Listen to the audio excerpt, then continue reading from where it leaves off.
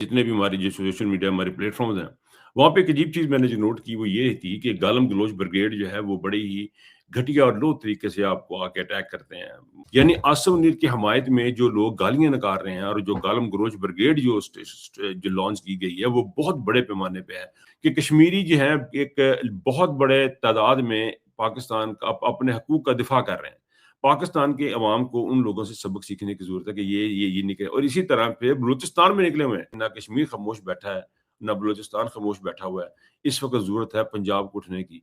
पंजाब के अवाम को सोचने की ज़रूरत है कि हमने इस मामले में करना क्या है, हमने जाना किस तरफ है, ये मुल्क जो है ये लेके कहाँ पे लेके जा रहा है असम्बली। आज के दौर में हो क्या रहा है? एम्बेसी क्या कर रही है? एम्बेसीज़ आपका रिदम तोड़ रही है पाकिस्तान तहरीक-ए-इंसाफ का।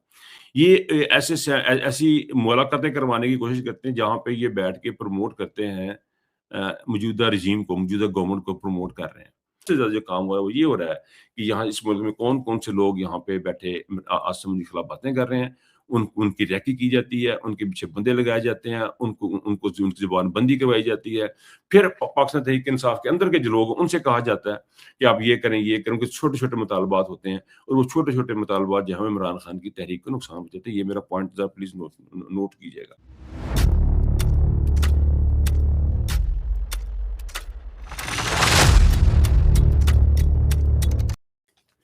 जी, अस्सलाम वालेकुम नाज़रीन, मैं हूँ नज़र अब्बास लंदन से।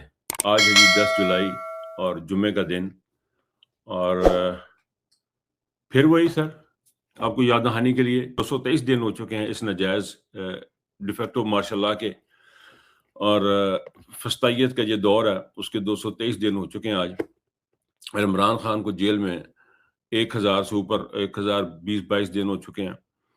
बताना फिर वो आपको यही था, एक तो मौसम का हाल बताना आपको, जो कि मैंने आज कुछ दिनों से स्टार्ट किया वो जी 26 टेम्परेचर अभी यहाँ पे इस वक़्त, कल 35 तक गया, 35-40 तक गया यहाँ पे टेम्परेचर बाद जगहों पे।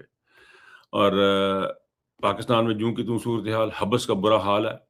वहाँ पे इस माहौल में इमरान खान साहब जेल में हैं, उनकी बेगम भी जेल में है, उनके बच्चों से उनकी मुलाकात नहीं हो सकी है एक लंबे अरसे से। इमरान खान साहब 6 महीने से एक ऐसी कैद में हैं कि जिसमें शायद कभी देखने सुनने को नहीं मिली। ये डार्क एजेस में एक ऐसा ज़माना था जब वहाँ पे इस किस्म के मुज़ालम हुआ करते थे, जहाँ पे इस किस्म की चीज़ें हुआ करती थी। लेकिन आज के जदीद दौर में एक जदीद मार्शल लॉ एडमिनिस्ट्रेटर जो है वो हाइब्रिड निज़ाम का जो मार्शल एडमिनिस्ट्रेटर है आसिम मुनीर, उसके दौर में ये सारा कुछ हो रहा है और पाकिस्तान की अवाम उसको देख रही है। पाकिस्तान की अवाम देख रही है, रोटी भी नहीं है, खाना भी नहीं है, पीना भी नहीं है। तो ये आपको याद दहानी करनी थी कि इमरान खान साहब इस दौर में इस वक़्त जेल में तनहा बैठे इस कौम का मुकदमा लड़ रहे हैं। अच्छा सर, एक चीज़ मैंने बड़ी अजीब नोट की है। मैंने अपने टिकटॉक, वीलॉग जितने भी हमारे जो सोशल मीडिया हमारे प्लेटफ़ॉर्म्स हैं, वहाँ पे एक अजीब चीज़ मैंने जो नोट की वो ये थी कि गालम गलोच ब्रिगेड जो है वो बड़ी ही घटिया और लो तरीके से आपको आके अटैक करते हैं। उनकी मुखालफत समझ लगती है, उनको तकलीफ़ होती है, ये भी समझ लगती है, लेकिन वो गालियाँ निकालते चले गालियाँ भी कभी अगर मैं समझ लूँ, तो मुझे एक बात की समझ नहीं लगती, इन तमाम के लोगोज़ जो उनके डीपीज़ होते हैं, जो इनकी तस्वीर लगी होती हैं, वो या तो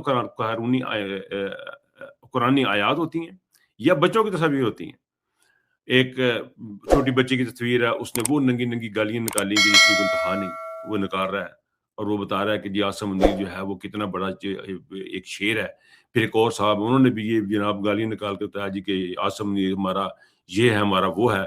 यानी आसिम मुनीर की हमायत में जो लोग गालियाँ निकाल रहे हैं और जो गालम गलोच ब्रिगेड जो लॉन्च की गई है, वो बहुत बड़े पैमाने पे है और तमाम के फॉलोवर 2-2, 3-3, 4-4 होते हैं। इसका मतलब ये है कि एक तो ये कोई फॉलोइंग नहीं है, उनके अकाउंट नए हैं। उनका काम सिर्फ यही है कि आपने गाली निकालनी है और आसिम मुनीर को डिफेंड करना है। ये इस पे कितना पैसा लग रहा है, क्या हो रहा है, अब मुझे तो इस बात का अंदाज़ा नहीं है।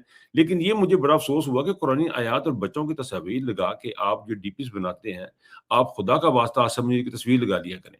अगर आपने आसिम मुनीर को डिफेंड करना है, मेरा मशवरा है, ये एक एडवाइस है कि अगर आपने आसिम मुनीर को डिफेंड करना है, तो आप आसिम मुनीर की तस्वीर लगा लें या आप कोई बंदूक की पिक्चर लगा लें या आप कोई टैंक की पिक्चर लगा लें या आप इस तरह करें कि कुछ भी ऐसा करें, लेकिन ये कुरानी आयात लगा के और फिर बच्चों की तस्वीर, मासूम बच्चों की तस्वीर लगा के इस तरह का जब वो गंद करते हैं, जो चीज़ें आप करते हैं, वो कुछ मुनासिब नहीं लगता। बड़ा मुझे अजीब-सा लगा ये चीज़ का, मैंने कहा पहले ज़िक्र कर चूँ।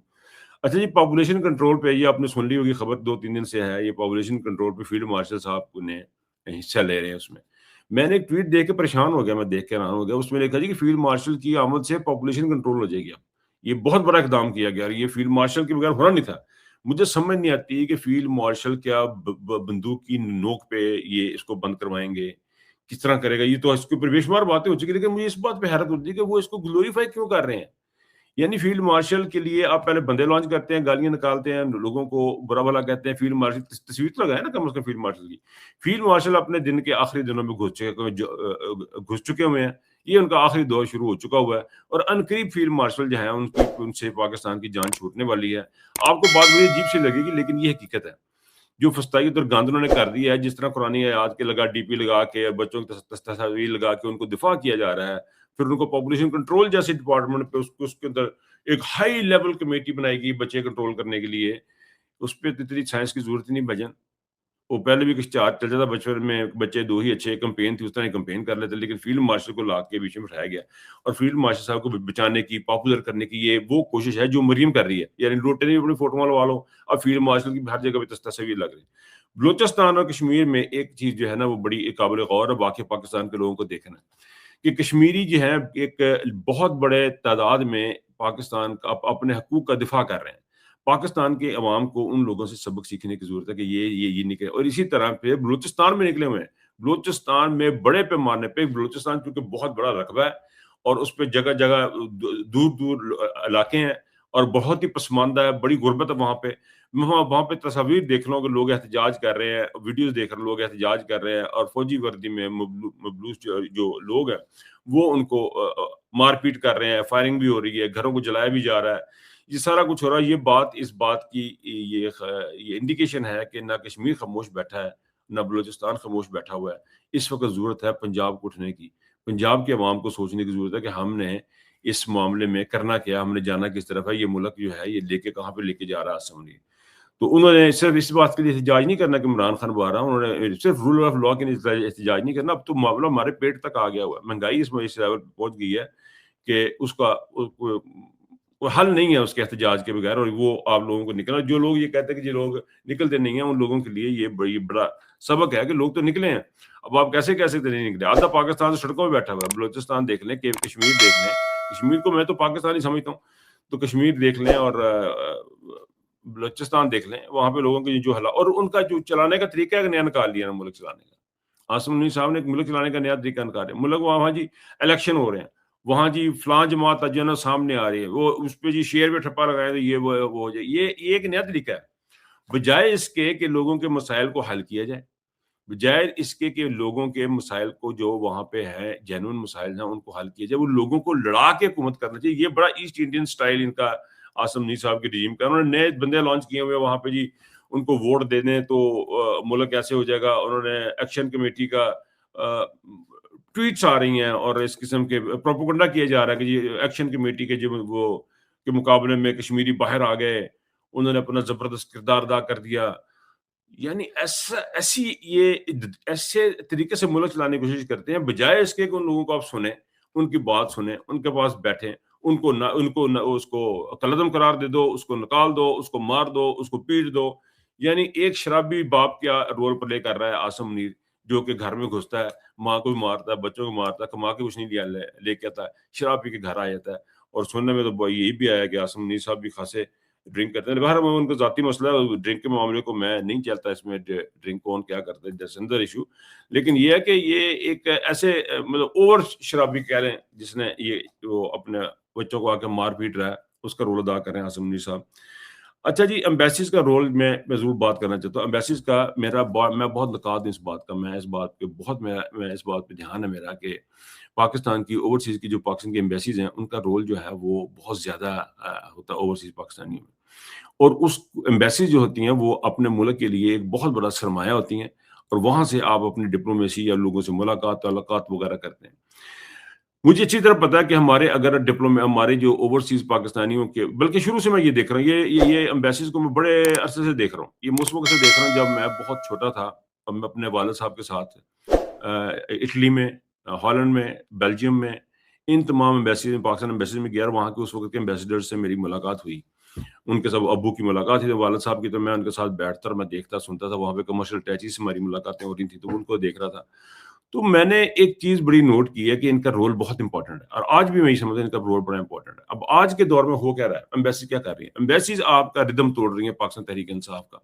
یہ ایسی ملاقاتیں کروانے کی کوشش کرتے ہیں جہاں پہ یہ بیٹھ کے پروموٹ کرتے ہیں موجودہ رجیم کو، موجودہ گورنمنٹ کو پروموٹ کر رہے ہیں، اور ان کے بارے میں بتایا جا رہا ہے کہ جی بڑے اچھے لوگ ہیں، عاصم منیر صاحب بڑے اچھے ہیں، شہباز شریف صاحب بڑے اچھے ہیں، مطلب ان کو پروموٹ کرنے کا کام کرے. اس کے گھیرے میں پھر ہمارے پاکستانی جو ہیں پاکستان تحریک انصاف کے لوگ آ جاتے ہیں. ایسے پاکستان تحریک انصاف کے لوگ ہیں جنہوں نے مجھے آف دا ریکارڈ بتایا، چونکہ آف دا ریکارڈ بتایا اس لیے ان کا نام نہیں لینا چاہتا، لیکن ایسے لوگ ہیں کہ جو اب الیکشن بھی حصہ میں لے رہے ہیں اس وقت یہاں پہ یو کے میں. میں ان کا نام نہیں ظاہر کرنا چاہتا، نام پبلکلی کرنا چاہتا ہوں، لیکن میں پاکستان کے لوگوں کو یہ بتانا چاہتا ہوں، ان لوگوں کو بھی جنہوں نے مجھے یہ باتیں بتائی ہیں کہ بھائی جان آپ کیا جو ہے نا آپ الیکشن میں حصہ مت لیں، آپ کے تعلقات ہیں ویسے کے ساتھ، آپ نے اپنے کام کروانے ہوتے ہیں. آپ پاکستان تحریک انصاف کے ساتھ جب الیکشن لڑتے ہیں تو آپ عمران خان سے زیادتی کر رہے ہیں.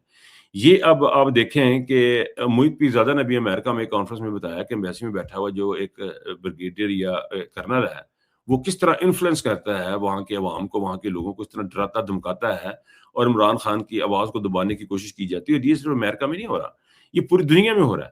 اور اسی طرح میں چونکہ برطانیہ میں، تو برطانیہ کے بعد برطانیہ میں یہی کچھ ہو رہا ہے. اور میری ان تمام دوستوں سے درخواست ہے جو کہ اس وقت پاکستان تحریک انصاف کے پلیٹ فارم سے الیکشن لڑ رہے ہیں مختلف جگہوں پہ، اور جن کے پاکستان ایمبیسی کے ساتھ تعلقات ہیں یا اوورسیز پاکستانی فاؤنڈیشن کے جو سربراہ ہیں ان لوگوں کے ساتھ ان کے تعلقات ہیں، وہ پلیز اپنے آپ کو دور کریں. وہ پاکستان کی تحریک انصاف کی بہتری کے لیے، عمران خان کی بہتری کے لیے وہ ان الیکشن سے اپنے آپ کو دور کریں، کیونکہ یہ بڑا امپورٹنٹ ہے.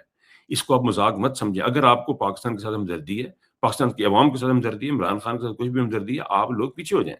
یہ بڑا امپورٹنٹ موقع ہے کہ آپ الیکشن سے باہر نکل جائیں، کیونکہ اس سے ہوگا کیا ہوگا، لوگوں کو پتہ تو ہے کہ آپ کے کیا تعلقات ہیں، اور آپ اوورسیز کے اوپر قبضہ تو کر نہیں پائیں گے. آپ کو، مجھے نہیں سمجھ آتی کیوں اس چیز کی ضرورت ہے.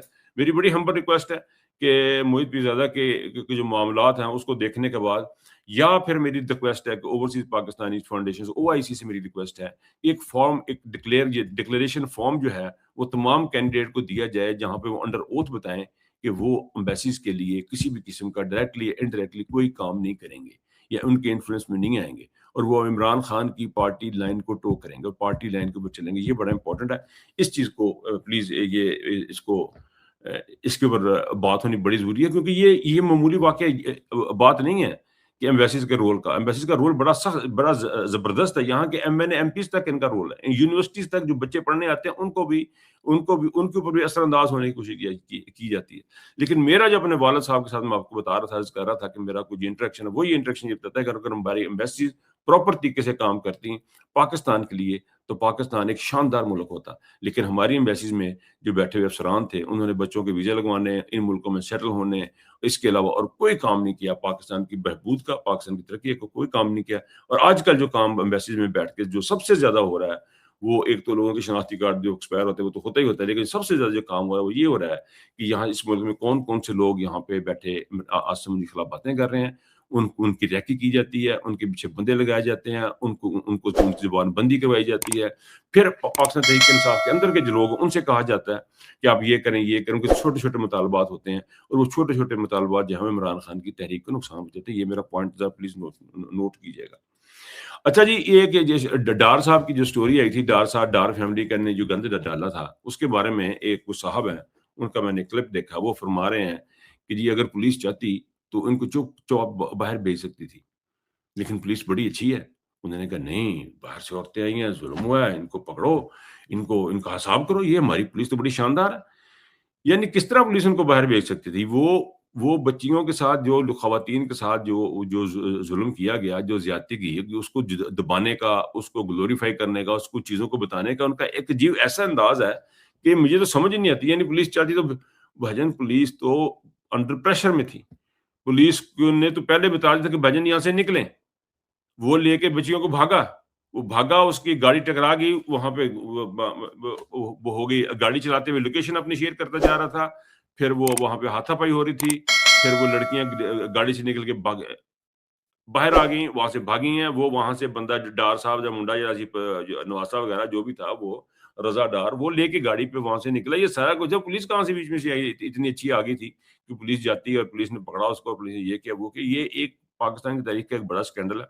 یہ آصم منیر صاحب بیٹھ کے اس کے اوپر سوچے گا کہ یہ جو سکینڈل ہے، یہ دنیا میں اس وقت خبر چلنی شروع ہو چکی ہوئی ہے کہ پاکستان کا جو فارن منسٹر ہے، پاکستان کا جو ڈپٹی پرائم منسٹر ہے، اس کی فیملی جو ہے ریپ کے کیس میں انوالو ہے، ان کے بچے ریپ کیس میں انوالو ہے، اور اس میں کرپٹو کرنسی انوالو ہے۔